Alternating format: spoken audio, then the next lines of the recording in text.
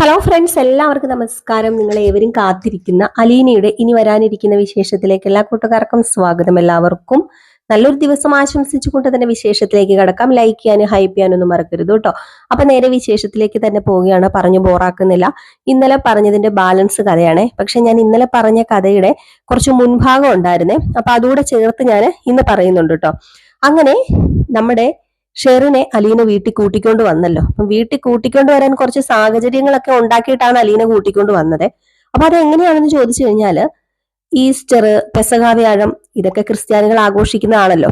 അപ്പൊ അതുകൊണ്ട് തന്നെ ഈ പ്രാവശ്യത്തെ ഈസ്റ്ററും പെസഹ വ്യാഴം ഒക്കെ വളരെയധികം നല്ല രീതിയിൽ തന്നെ ആഘോഷിക്കാൻ വേണ്ടി അലീനയും ഔതക്കുട്ടിയൊക്കെ തീരുമാനിച്ചു. അപ്പം ഔതക്കുട്ടിക്ക് ഒരു ആഗ്രഹം.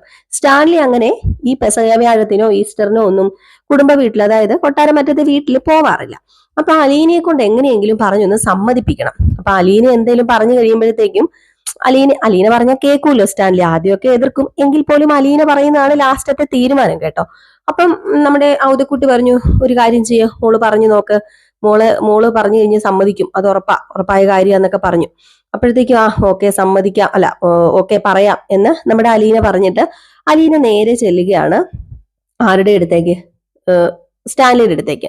അപ്പം ചെന്ന് നിന്നപ്പോ തന്നെ എന്തോ കാര്യം സാധിക്കാൻ വേണ്ടി തന്നെയാണ് ചെന്ന് നിൽക്കുന്നതെന്ന് സ്റ്റാൻലിക്ക് മനസ്സിലായി. അപ്പൊ സ്റ്റാൻലി പറഞ്ഞോ എന്താന്ന് ചോദിച്ചു. കൊച്ചുമോളും വല്യപ്പച്ചനും കൂടെ എന്തോ തീരുമാനിച്ചിട്ടാണല്ലോ ഇറങ്ങിയേക്കുന്നത്, എന്താണെന്ന് ചോദിച്ചപ്പോഴത്തേക്കും അത് പിന്നെ വല്യപ്പച്ചനെ വല്ലാത്തൊരു ആഗ്രഹമാന്നേ. നിന്റെ വല്യപ്പച്ചന് വല്ലാത്ത ആഗ്രഹം, അത് വല്ലാത്ത ആഗ്രഹമായി പോയില്ല. അതെന്താ ആഗ്രഹം?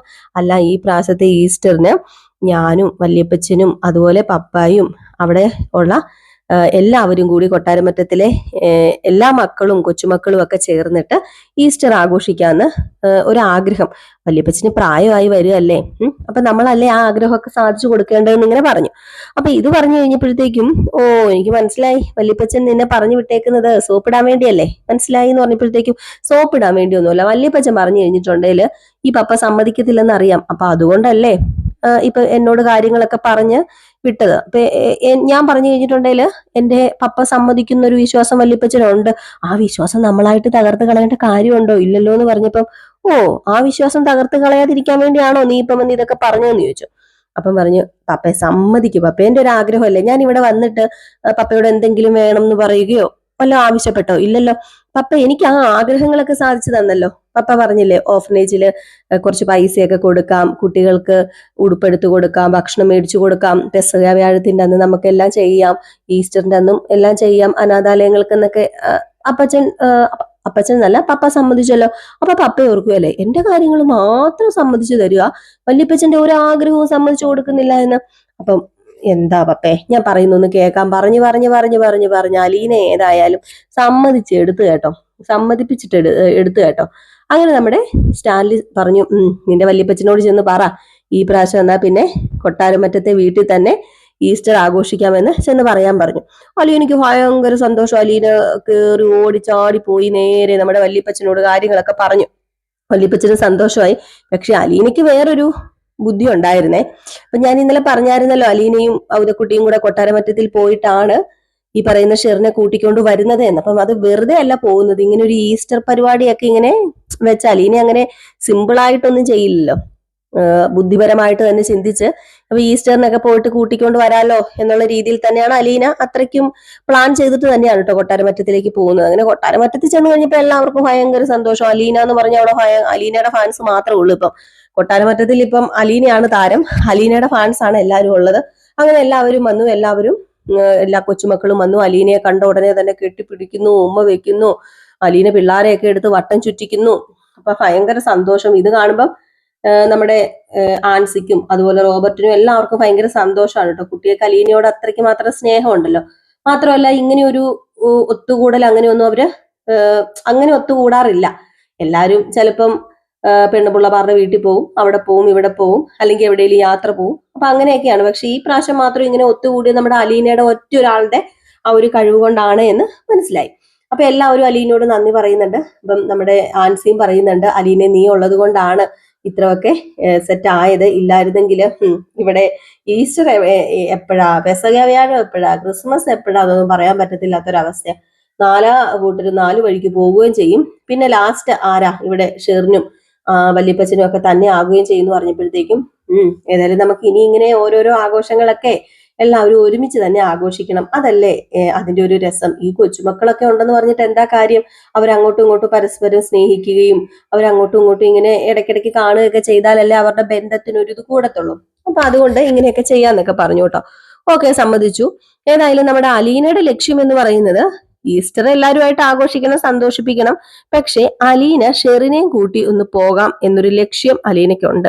അപ്പം പെസഹവ്യാഴം ഒക്കെ കഴിഞ്ഞ്, പെസഹവ്യാഴം അല്ല സോറി, ഈസ്റ്റർ ഒക്കെ കഴിഞ്ഞ് ഇവർ പോകാറൊക്കെ ആയി കഴിഞ്ഞപ്പോഴത്തേക്കാണ് നമ്മുടെ അലീന സ്റ്റാൻലിയോട് ആവശ്യപ്പെടുന്നത്, പപ്പ എനിക്ക് ഒരു ആഗ്രഹവും കൂടെ ഉണ്ടെന്ന്. അപ്പം സ്റ്റാൻലി ചോദിച്ച ആഗ്രഹം, നീ കുറെ ദിവസം ആയല്ലോ ആഗ്രഹം എന്ന് പറഞ്ഞ് നീ എന്നെ അങ്ങോട്ട് ആസാക്കാൻ തുടങ്ങിയിട്ട് കുറെ ദിവസം ആയല്ലോ എന്ന് പറഞ്ഞപ്പോ ഇത് എന്റെ ഒരു ആഗ്രഹം മാത്രമല്ല, അല്ലേലും പപ്പ ചെയ്യുന്നത് ശരിയാണോ? പപ്പയ്ക്ക് ഒരു പെങ്ങളുണ്ടെന്ന് പറഞ്ഞിട്ട് ആ പെങ്ങൾ ഈ വീട്ടിൽ മാത്രം വന്ന് നിന്നാ മതിയോ? പപ്പയുടെ വീട്ടിൽ വന്ന് നിൽക്കണ്ടേ? ഇവിടെ മാത്രം നിന്നാ മതിയോ? പപ്പയുടെ കടമയും കൂടി അല്ലേ പെങ്ങളെ വീട്ടിൽ കൊണ്ടുപോവുക, കുറച്ച് ദിവസം നിർത്തുക എന്നൊക്കെ പറഞ്ഞു കഴിഞ്ഞാൽ പറയുമ്പോഴത്തേക്ക് നീ എന്താ ഈ പറഞ്ഞു വരുന്നത് അലീന എന്ന് ചോദിക്കുമ്പോ, അല്ല നമുക്കേ ഷെറിനാന്റീനെ കൊണ്ടുപോയാലോ എന്ന് ചോദിച്ചിട്ട് സമ്മതിപ്പിച്ചിട്ടാണ് ഷെറിനെ വീട്ടിൽ കൊണ്ടുപോകുന്നത് കേട്ടോ. അപ്പൊ ഞാൻ ഇന്നലെ പറഞ്ഞിട്ടുണ്ടായിരുന്നു ഷെറിനെ വീട്ടിൽ കൊണ്ടുവന്നിട്ടുണ്ടെന്ന്. അപ്പം അതുകൊണ്ടാണ് ഞാൻ ഈ ഒരു ഭാഗം പറഞ്ഞിട്ടുമില്ലായിരുന്നു. അപ്പൊ നിങ്ങൾക്ക് ചിലപ്പോൾ കൺഫ്യൂഷൻ അടിക്കും, വേറെ എവിടെ എന്തെങ്കിലും ഒക്കെ കഥ കേൾക്കുമ്പോഴത്തേക്കും നമ്മളിങ്ങനെ പറഞ്ഞില്ലല്ലോ എന്ന് ചിലപ്പോൾ നിങ്ങൾ ഓർക്കുമല്ലോ. അപ്പൊ അതുകൊണ്ടാണ് ഞാൻ ഈ കഥ കയറ്റി പറഞ്ഞത് കേട്ടോ. അപ്പൊ ഇനി ഇതിന്റെ ബാലൻസ് തന്നെയാണ്, അതായത് നാളെ പറഞ്ഞതിന്റെ ബാലൻസ് തന്നെയാണ് പറയുന്നത്. നമ്മുടെ ഔദക്കുട്ടി ചായൻ അലീനയുമായിട്ട് പിണങ്ങുവാണ് ചെയ്യുന്നത് കേട്ടോ. നമ്മുടെ ഷെറിന്റെ കാര്യങ്ങളൊക്കെ അലീന മനസ്സിലാക്കി കഴിഞ്ഞു എന്ന് അറിഞ്ഞപ്പോഴത്തേക്കും ഇനി ഈ ഷെറിനെ അവിടെ നിർത്തിയാൽ ശരിയാവില്ല എന്ന് ഔദക്കുട്ടി ചായന് മനസ്സിലായിട്ട് ഔദക്കുട്ടി ചായൻ അലീനയോട് പിണങ്ങിയേ കൊണ്ടുവരാൻ പറ്റത്തുള്ളൂ. ഷെറിനെ പിണങ്ങി, എന്താ പറയുക, എന്റെ മകളെ ഞാൻ കൊണ്ടുപോവുകയാണ്, ഇവിടെ നിർത്തുന്നില്ല, എല്ലാവരും ചിക്കി ചകഞ്ഞ് ഓരോന്ന് കണ്ടുപിടിച്ചോണ്ട് വന്നിട്ട് എന്റെ മകളുടെ ജീവിതം തകർക്കാനാണോ എന്നൊക്കെ ചോദിച്ച് ദേഷ്യം വന്നിട്ട് നമ്മുടെ ഔദക്കുട്ടി ചായനാണ് ഷെറിനെ കൊണ്ടുപോകുന്നത്. അപ്പൊ ഷെറിനെ കൊണ്ടുപോയി കഴിയുമ്പോഴത്തേക്കും സ്റ്റാൻലി ചോദിക്കുന്നുണ്ട്, നിനക്ക് ഇതിന്റെ വലിയ ആവശ്യം ഉണ്ടായിരുന്നു എന്ന് ചോദിച്ചപ്പോഴത്തേക്കും പപ്പായ്ക്ക് അറിയാമല്ലോ പപ്പേ ഷെറിൻ ചേച്ചിയുടെ കാര്യങ്ങളൊക്കെ, ഷെറിൻ ചേച്ചി എങ്ങനെയാണ് ഷെറിൻ ചേച്ചിക്ക് അസുഖം വന്നതെന്നൊക്കെ പപ്പായ്ക്ക് അറിയാമല്ലോ എന്നിങ്ങനെ ചോദിക്കുമ്പോഴത്തേക്കും അതൊക്കെ എനിക്കറിയാം, പക്ഷെ അതിൽ ഞാനൊരു ഉത്തരവാദിയല്ല, കാരണം എനിക്കതിലൊരു പങ്കുമില്ല, എന്റെ അനിയന്മാരും അപ്പച്ചനും കൂടി ചെയ്തതാണ് ഒരു പെണ്ണിനെ. പിന്നെ അതില് ഷെറിനും ഉണ്ട് പങ്ക്, അവക്ക് വല്ല ആവശ്യം ഉണ്ടായിരുന്നോ? വിവാഹം കഴിച്ച ആ ഒരു വിവാഹം കഴിക്കാതെ അവള് പ്രഗ്നന്റ് ആയതല്ലേ എന്ന് പറഞ്ഞപ്പോഴത്തേക്കും തന്നെ വലിയ പപ്പയ്ക്ക് എന്താ ഇത് പറയാനുള്ള അവകാശം? അപ്പൊ പപ്പ എങ്ങനെയായിരുന്നു എന്നുള്ള രീതിയിൽ തിരിച്ചൊരു ചോദ്യം നമ്മുടെ അലീന ചോദിച്ചു കഴിഞ്ഞപ്പോഴത്തേക്കും നമ്മുടെ സ്റ്റാൻലിക്ക് ഒന്നും പറയാനില്ല കേട്ടോ. കാരണം ശരിയാ, സ്റ്റാൻലി അങ്ങനെയല്ലേ, വിവാഹത്തിന് മുമ്പ് തന്നെയാണ് പ്രഗ്നന്റ് ആയത്. എന്നാലും സ്റ്റാൻലി തട്ടിമുട്ടി ഓരോന്ന് പറഞ്ഞ് ഒഴിവാക്കി വിടുന്നുണ്ട്. തന്റെ എന്താ പറയുക, തന്റെ ഭാഗത്താണ് ശരിയെന്ന് അറിയിക്കാൻ വേണ്ടി തട്ടിമുട്ടി ഓരോന്ന് പറഞ്ഞ് അതങ്ങ് ഒഴിവാക്കി അങ്ങ് വിടുകയാണ് ചെയ്യുന്നത്. ഏതായാലും ഈ സമയത്ത് നമ്മുടെ അലീന നന്നായിട്ടൊന്ന് ബ്രെയിൻ വാഷ് ചെയ്യുന്നുണ്ട്. ആ കുട്ടി എവിടെയാണെന്ന് അറിയണ്ടേ, എന്നെ പോലെ ഒരു അനാഥയായിട്ടല്ലേ പപ്പേ ആ കുട്ടിയും വളരുന്നത്, അങ്ങനെ ആ കുട്ടി വളർന്നാൽ ശരിയാകുമോ പപ്പേ? അത് ശരിയല്ലല്ലോ പപ്പേ. പപ്പയൊന്ന് ഓർത്ത് നോക്കിയ, പപ്പയുടെ മോളായി ഞാന് ഒരു ഉടുപ്പ് നേരെ ചൊവ്വെ തയ്ച്ചിടാൻ വേണ്ടി, അല്ലെങ്കിൽ ഒരു നേരത്തെ ആഹാരം വയറ് നിറച്ച് കഴിക്കാൻ വേണ്ടി അങ്ങനെയൊക്കെ ചെയ്തു എന്ന് പപ്പായ്ക്ക് തന്നെ കേട്ട് കഴിഞ്ഞപ്പോഴത്തേക്കും പപ്പായ്ക്ക് തന്നെ വിഷമമായില്ലേ? അപ്പൊ ഷെറിനാന്റിയുടെ അവസ്ഥ ഒന്ന് ചിന്തിച്ചു നോക്കുക. ഒരിക്കലും രോഗം എന്ന് പറയുന്നത് നമ്മൾ വരുത്തി വെക്കുന്ന രോഗങ്ങളുണ്ട്. പക്ഷെ ഈ മാനസിക രോഗമൊക്കെ നമുക്ക് ഉണ്ടാകുന്നത് നമ്മുടെ മനസ്സിന്റെ വേദനയും ഷോക്കും ഒക്കെ കാരണമല്ലേ മനസ്സ് തെറ്റിപ്പോകുന്നത്, മാനസിക നില തകരാറാവുന്നത്. അതിനിപ്പം ഷെറിൻ ചേച്ചിനെ കുറ്റം പറഞ്ഞിട്ടോ, ഇനി വല്യപ്പച്ചനെ കുറ്റം പറഞ്ഞിട്ടോ, ഇനി പപ്പയുടെ അനിയന്മാരെ കുറ്റം പറഞ്ഞിട്ടോ ഒന്നും കാര്യമില്ല.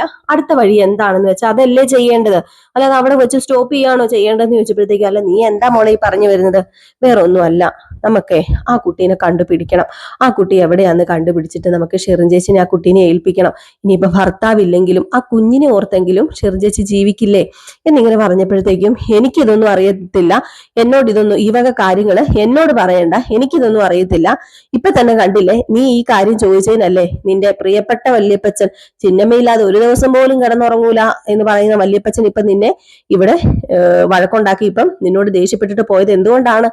ഇതുകൊണ്ടല്ലേ പോയത്, അപ്പൊ തന്നെ നിനക്ക് കാര്യം പിടികിട്ടിയില്ലേ എന്നിങ്ങനെ പറയാണ്. അപ്പോഴത്തേക്കും അലീന ആകെപ്പാടെ ധർമ്മസങ്കടത്തിലായി കേട്ടോ. ഇനി എന്ത് ചെയ്യണമെന്ന് അലീനയ്ക്കും അറിയില്ല. അലീന വല്ലാതെ ധർമ്മസങ്കടത്തിലാണ്. എന്തെങ്കിലും ഒരു പരിഹാരം കണ്ടെത്തിയേ പറ്റൂ. അപ്പൊ ഔദക്കുട്ടീനെ ചാക്കിലിടണോ അതോ ഇനിയിപ്പോ സ്റ്റാൻലീനെ കൊണ്ട് തന്നെ എന്തെങ്കിലുമൊക്കെ കണ്ടുപിടിപ്പിക്കണം എന്നുള്ള ഗവേഷണത്തിലാണ് അലീന. അപ്പൊ ഇതേ സമയത്ത് ഞാൻ ഇന്നലെ പറഞ്ഞതായിരുന്നു, നമ്മുടെ രോഹിത്തിനോട് സത്യങ്ങളൊക്കെ തുറന്നു പറയാൻ പോവുകയാണ് കേട്ടോ ബാലചന്ദ്രൻ അതായത് വൈജയോട് സത്യങ്ങളൊക്കെ തുറന്നു പറയണം. അപ്പൊ അതിനു മുമ്പായിട്ട് തന്നെ രോഹിത് സത്യങ്ങളൊക്കെ അറിയണം. കാരണം വേറെ ഒന്നുമല്ല, ബാലചന്ദ്രനുള്ള ഒരേ ഒരു ആൺതരിയാണ്. ഇനിയിപ്പം നമ്മുടെ ബാലചന്ദ്രൻ എന്തെങ്കിലും സംഭവിച്ചു കഴിഞ്ഞാൽ, ചിലപ്പം അങ്ങനെ ആ മനുഷ്യന്റെ അവസ്ഥയാണല്ലോ, അപ്പൊ എന്തെങ്കിലും സംഭവിച്ചു കഴിഞ്ഞാൽ ആകെപ്പാടെ സീൻ വഷളാകും. മാത്രമല്ല ഇനി എല്ലാം ഫ്ലോപ്പ് ആയി പോകും. അപ്പൊ അതിനു മുമ്പ് അലീനയും നമ്മുടെ കുടുംബവും തമ്മിലുള്ള ബന്ധം എന്താണെന്ന് കൃഷ്ണമോൾക്ക് അറിയാം. പക്ഷെ രോഹിത് അത് ബാലചന്ദ്രന്റെ വായിൽ നിന്ന് തന്നെ കേൾക്കണമല്ലോ. ബാക്കി എല്ലാവരും പറഞ്ഞാൽ ചിലപ്പോൾ വിശ്വാസം വന്നെന്ന് വരത്തില്ല. അപ്പൊ അതുകൊണ്ട് തന്നെ ബാലചന്ദ്രൻ എന്ത് ചെയ്യണം?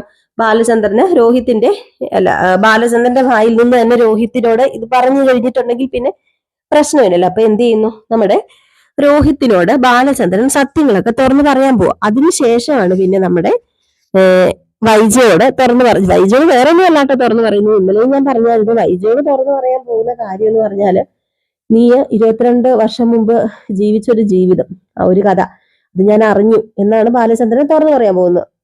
അപ്പൊ അത് മാത്രം അറിഞ്ഞാൽ പോരല്ലോ, അതിൽ കൂടുതൽ അറിയണമല്ലോ. അപ്പൊ അതിനുള്ള സമയമായിട്ടില്ല, അതിനുള്ള സമയം ഇനിയും ഉണ്ട്. പക്ഷെ അതിനു മുമ്പ് ബാലചന്ദ്രൻ ഒരു പേടി, ഹാർട്ട് പേഷ്യന്റ് ഒക്കെ ആയതുകൊണ്ട് തന്നെ എന്തെങ്കിലുമൊക്കെ സംഭവിച്ചു പോയി കഴിഞ്ഞിട്ടുണ്ടെങ്കിൽ എന്ത് ചെയ്യും? പറയാൻ പറ്റത്തില്ലല്ലോ. അപ്പൊ നമ്മുടെ ബാലചന്ദ്രൻ എന്ത് ചെയ്യുന്നു? നേരെ രോഹിത്തിനെ വിളിച്ചു. രോഹിത്തെ, എനിക്ക് നിന്നോട് കുറച്ച് കാര്യങ്ങൾ പറയാനുണ്ടെന്ന് പറഞ്ഞു. അപ്പം രോഹിത് ചോദിച്ചു, എന്താപ്പാ, എന്താ കാര്യം? എന്ത് കാര്യമാണെങ്കിലും പറഞ്ഞോളൂ എന്ന് പറഞ്ഞു. വേറൊന്നും അല്ല മോനെ, എനിക്ക് പറയാനുള്ളത് അലീന ചേച്ചിയെ കുറിച്ചും നിന്റെ അമ്മയെ കുറിച്ചും ആന്ന് പറഞ്ഞു. അപ്പം പറഞ്ഞു, ഓ അതെന്ത് പറയാനാ, അലീന ചേച്ചിനെ കണ്ണിന് കണ്ടുകൂടാ എന്റെ അമ്മയ്ക്ക്, അതല്ലേ കാര്യം എന്ന് പറഞ്ഞപ്പോ അതൊന്നുമല്ല, അതിന് വേറൊരു കാര്യമുണ്ട്. നിന്റെ അലീന ചേച്ചിനെ നിന്റെ അമ്മയ്ക്ക് കണ്ണിന് കണ്ടുകൂടാ, കാര്യം ശരിയൊക്കെ തന്നെയാണ്. പക്ഷെ അലീനയും നിന്റെ അമ്മയും തമ്മിൽ ഒരു ബന്ധം ഉണ്ടെന്ന് പറയാണ്. അപ്പം ചോദിക്കുന്നുണ്ട്, എന്താണ് ബന്ധം? അലീന ചേച്ചി അമ്മയും തമ്മിലുള്ള ബന്ധമോ? അതെന്ത് ബന്ധമാ എന്ന് ഞാൻ ചോദിക്കുമ്പം, അത് ഞാൻ പറഞ്ഞു തരാം വ്യക്തമായിട്ട്. നിന്റെ അമ്മ ഒരു 10-23 വർഷം മുമ്പ് ആഗ്രയിലായിരുന്നു. നീ പറഞ്ഞു കേട്ടിട്ടുണ്ടാവൂല്ലോ, ആഗ്രയിലെ ആയിരുന്നു ജോലി ചെയ്തത്, അവിടെ ടീച്ചറായിട്ട് ജോലി ചെയ്തിട്ടുണ്ട്. അതുപോലെ തന്നെ നിന്റെ അമ്മയുടെ വീട്ടിലെ കാര്യസ്ഥന്റെ മകനായിരുന്നു ഞാൻ. അത് നീ പറഞ്ഞു കേട്ട് കാണുമല്ലോ. നിന്റെ അമ്മ ഏത് നേരവും നാഴികയ്ക്ക് 40 വട്ടം പറയുന്നതാണല്ലോ. അപ്പൊ അത് ഞാൻ പ്രത്യേകിച്ച് പറഞ്ഞു തരണ്ടല്ലോ എന്ന് പറഞ്ഞപ്പം, അതൊക്കെ അറിയാച്ചാ, അച്ഛൻ ഇപ്പം പറയാൻ ഉദ്ദേശിച്ച കാര്യം എന്താണെന്ന് വെച്ചാൽ പറയാൻ പറഞ്ഞപ്പം, അത് വേറൊന്നുമല്ല എനിക്ക് പറയാനുള്ളത് മോനെ, എനിക്ക് പറയാനുള്ളത് അലീനയും നിന്റെ അമ്മയും തമ്മിൽ ഒരു ബന്ധമുണ്ട്. ആ ബന്ധം കേട്ടാൽ ചിലപ്പോൾ ഇപ്പം നിനക്ക് ഷോക്കാകും. പക്ഷെ അതെനിക്ക് പറയാതിരിക്കാൻ പറ്റത്തില്ല, പറഞ്ഞേ പറ്റത്തുള്ളൂ. എനിക്ക് വല്ലതും സംഭവിച്ചു പോയിട്ടുണ്ട് എന്ത് ചെയ്യുന്നു പറയുമ്പോൾ, അച്ഛൻ എന്ത് സംഭവിക്കാൻ, അച്ഛൻ എന്താ ഈ പറയുന്നത്, അച്ഛൻ അങ്ങനെ പെട്ടെന്ന് ഒന്നും സംഭവിക്കത്തൊന്നുമില്ലെന്ന് പറയുമ്പോൾ, ഇല്ല മോനെ, ഞാനൊരു ഹാർട്ട് പേഷ്യന്റ് ആണ്, മാത്രമല്ല ഒരു ബ്ലോക്ക് ഒക്കെ ഉണ്ടായതല്ലേ. അപ്പൊ അതുകൊണ്ട് എങ്ങനെയാ നമ്മുടെ ജീവിതം എന്നൊന്നും പറയാൻ പറ്റില്ല. അതുകൊണ്ടാണ് അന്ന് ആഗ്രയില് നിന്റെ അമ്മ ഒരു ജീവിതം ജീവിച്ചിട്ടുണ്ട്. അത് എൻ്റെ കൂടെയല്ല, ഞാൻ ആ സമയത്ത് ഗൾഫിലായിരുന്നു. വേറെ ഒരാളുടെ കൂടെ, ഒരു കേണലാണ് പുള്ളിക്കാരൻ, സ്റ്റാൻലി ജോസഫ് എന്നാണ് പേര്. അപ്പൊ പുള്ളിക്കാരന്റെ കൂടെ ഒരു ജീവിതം ജീവിച്ചിട്ടുണ്ട്. അവരൊരു പ്രണയമായിരുന്നു എന്ന് പറഞ്ഞപ്പോഴത്തേക്കും, ഓ അതാണോ അപ്പ, അതിനിപ്പോ എന്താ, അല്ല അതാണോ അച്ഛ, അതിനിപ്പോ എന്താ അച്ഛ പ്രശ്നം ഇരിക്കുന്നത്? എല്ലാവർക്കും അഫയർ ഒക്കെ ഉണ്ടാവുമല്ലോ, പഠിക്കുന്ന കാലത്തും ജോലി ചെയ്യുന്ന സമയത്തൊക്കെ അഫയർ ഉണ്ടാവുമല്ലോ, അതിനിപ്പോ എന്താ എന്ന് ചോദിച്ചപ്പോഴത്തേക്ക്, മോൻ ഉദ്ദേശിക്കുന്ന പോലെ ഞാൻ അത്രയ്ക്ക് ചീപ്പാവുന്നൊന്നുമല്ല. അങ്ങനെ ഒരു അഫയർ അവക്കുണ്ടായിട്ടുണ്ടെങ്കിൽ അതില് ഒരു കുഞ്ഞ് ജനിച്ചിട്ടുണ്ട് എന്ന്. ഇത് കേട്ട് കഴിഞ്ഞപ്പോഴത്തേക്കും പെട്ടെന്ന് നമ്മുടെ രോഹിത് അങ്ങ് ഞെട്ടുവാണ് കേട്ടോ. എന്താ പറയുന്നത്, കുഞ്ഞ് ജനിച്ചിട്ടുണ്ടെന്ന്? ആരുടെ കുഞ്ഞ്, എവിടത്തെ കുഞ്ഞ്, ഏത് കുഞ്ഞ് എന്നുള്ള രീതി പിന്നെ പെട്ടെന്ന് ചോദിക്കുകയാണ് കേട്ടോ. അപ്പോഴത്തേക്കും ബാലചന്ദ്രൻ പറഞ്ഞു, ആ കുഞ്ഞാണ് അലീന, നിങ്ങളുടെ അലീന ചേച്ചിയില്ലേ, അത് നിങ്ങളുടെ സ്വന്തം ചേച്ചി തന്നെയാണ്. നിങ്ങളെല്ലാം ഒരമ്മയുടെ വയറ്റിൽ പെറ്റ മക്കളാണ്. ആ ഒരു സമയത്ത് ആഗ്രയിൽ ജോലി ചെയ്തുകൊണ്ടിരുന്ന സമയത്ത് നിന്റെ അമ്മയ്ക്കുണ്ടായ അഫയറിൽ ഉണ്ടായൊരു കുഞ്ഞാണ്, ഒരു പെൺകുട്ടിയായിരുന്നു. ആ കുട്ടി മരിച്ചുപോയി എന്നാണ് നിന്റെ അമ്മയുടെ വീട്ടുകാരെല്ലാം നിന്റെ അമ്മേനെ വിശ്വസിപ്പിച്ചത്. അങ്ങനെ ആ പെൺകുട്ടീനെ ഒരു ആശ്രമത്തിൽ കൊണ്ടാക്കി അവിടെ നിന്നൊരു ഓർഫനേജിലേക്ക് മാറ്റി. അപ്പൊ അങ്ങനെയാണ് കഥയൊക്കെ. അങ്ങനെ നിന്റെ അമ്മയ്ക്കുണ്ടായ കുഞ്ഞാണെന്ന് പറഞ്ഞപ്പോഴത്തേക്കും തന്നെ നമ്മുടെ രോഹിത് അങ്ങ് വല്ലാണ്ടായി. രോഹിത് ബാലചന്ദ്രന്റെ മുമ്പിൽ ഇങ്ങനെ കൈകൂപ്പിയൊക്കെ നിൽക്കുകയാണ് കേട്ടോ. വല്ലാത്തൊരവസ്ഥയിൽ ഇങ്ങനെ കൈകൂപ്പിയൊക്കെ നിൽക്കുന്നു, വല്ലാണ്ടങ്ങ് ആയി പോവാണ് കേട്ടോ. അപ്പോഴത്തേക്കും ബാലചന്ദ്രൻ ഇങ്ങനെ സമാധാനിപ്പിച്ചു, മോനെ സാരമില്ല. ബാലചന്ദ്രൻ പറഞ്ഞു, പോട്ടെ മോനെ പോട്ടെ, സാരമില്ല, ഞാൻ ഇതൊക്കെ പറഞ്ഞത് നിനക്കൊരു ഷോക്കായി എന്ന് എനിക്കറിയാം. പക്ഷെ ഞാൻ ഇതിപ്പൊ പറഞ്ഞില്ല എങ്കിൽ ചിലപ്പം ഈ കഥ എവിടെ പോയി നിൽക്കുന്നൊന്നും അറിയില്ല. മാത്രമല്ല നിന്റെ അമ്മ എന്തെങ്കിലും ഈ സത്യം അറിയണമല്ലോ. ഇത് നിനക്ക് മാത്രമല്ല കൃഷ്ണമോൾക്കും കൂടി അറിയാം. കൃഷ്ണമോൾക്കും അറിയാവുന്ന കാര്യമാണ്. പക്ഷെ ഞാൻ ഇത് ഭവിതയോട് പറയാത്തത് അവളുടെ സ്വഭാവം അറിയാലോ, അവളുടെ ഇഴത്തിച്ചാട്ടക്കാരിയാണ്. അപ്പൊ അതുകൊണ്ട് തന്നെ ചിലപ്പം എന്തെങ്കിലും ഒരു പ്രശ്നം വന്നാൽ പെട്ടെന്ന് വൈജോട് ഇതൊക്കെ തുറന്നു പറയും. പിന്നെ ഞാൻ ഉദ്ദേശിക്കുന്നിടത്ത് നിൽക്കത്തില്ല എന്നിങ്ങനെ പറഞ്ഞിട്ട്, അതുകൊണ്ടൊക്കെ തന്നെയാണ് നിന്റെ അമ്മയും ഞാനും തമ്മിലുള്ള ബന്ധം ഇങ്ങനെ പോകുന്നത്. ഞങ്ങൾക്ക് ഒരുമിച്ച് ജീവിക്കാൻ പറ്റാത്തതും ഇതുകൊണ്ടൊക്കെ തന്നെയാണ്. ഞാൻ നിന്റെ അമ്മയെ മനസ്സുകൊണ്ട് എൻ്റെ ഭാര്യയായി ഇപ്പം അംഗീകരിച്ചിട്ടില്ല. ആ ഒരു ബന്ധം ഡിവോഴ്സിന്റെ വക്കിൽ വരെ എത്തിയതാണെന്ന് മോൻ അറിയാലോ. അതിന്റെ കാരണങ്ങളൊക്കെ ഇതൊക്കെ തന്നെയാണെന്ന് പറഞ്ഞിട്ട് സത്യങ്ങളൊക്കെ തുറന്നങ്ങ് പറഞ്ഞു കേട്ടോ. അയ്യോ, ഇനിയിപ്പോ ഒന്നുകൂടെ ദേഷ്യം കൂടൂലേ നമ്മുടെ വൈജയോട് രോഹിത്തിന്. അപ്പം ബാലൻസ് കഥയുമായിട്ട് നാളെ വന്നാ പോരെ. ഇപ്പം കുറെ നേരം ആയില്ലേ നിങ്ങൾ കേൾക്കാൻ തുടങ്ങിയിട്ട്. കുറെ നേരം പറഞ്ഞു കഴിയുമ്പോഴത്തേക്കും ലാഗടിക്കില്ലേ. അപ്പൊ അതുകൊണ്ട് ഇതിന്റെ ബാക്കി കഥയുമായിട്ട് നമുക്ക് നാളെ കാണാം കേട്ടോ. അപ്പൊ നമ്മള് എല്ലാ ദിവസവും ഉച്ചയ്ക്ക് ഒരു 2:45 കൂടി നമ്മുടെ ചാനലിനകത്ത് റിയൽ സ്റ്റോറി ന്യൂവിനകത്ത് അപ്കമിങ് വിശേഷങ്ങൾ, അതായത് വരാനിരിക്കുന്ന കഥ ഇടുന്നുണ്ട്. ഇതിന്റെ ഒറിജിനൽ കഥ റിയൽ സ്റ്റോറി എന്ന് പറയുന്ന വേറൊരു ചാനലിൽ നമ്മൾ എന്നും ഇടുന്നുണ്ട്. പ്രേമവിശേഷം ഒക്കെ ഇടുന്നുണ്ട് കേട്ടോ. അപ്പൊ നമ്മുടെ ഫേസ്ബുക്ക് പേജിലാണ് കാണുന്നെങ്കിൽ തീർച്ചയായിട്ടും ഒരു ലൈക്കും അതുപോലെ തന്നെ ഫോളോയും ചെയ്യാൻ മറക്കരുത്. നമ്മുടെ യൂട്യൂബിലാണ് കാണുന്നതെങ്കിൽ നിങ്ങൾ നമ്മുടെ ചാനലൊന്ന് സബ്സ്ക്രൈബും ചെയ്തു വെച്ചേക്കണം. അപ്പൊ എല്ലാവർക്കും വീണ്ടും നല്ലൊരു ദിവസം ആശംസിച്ചുകൊണ്ട് നിർത്തുകയാണ്. അപ്പൊ നെക്സ്റ്റ് വീഡിയോ ആയിട്ട് കാണാം. Tata, bye bye.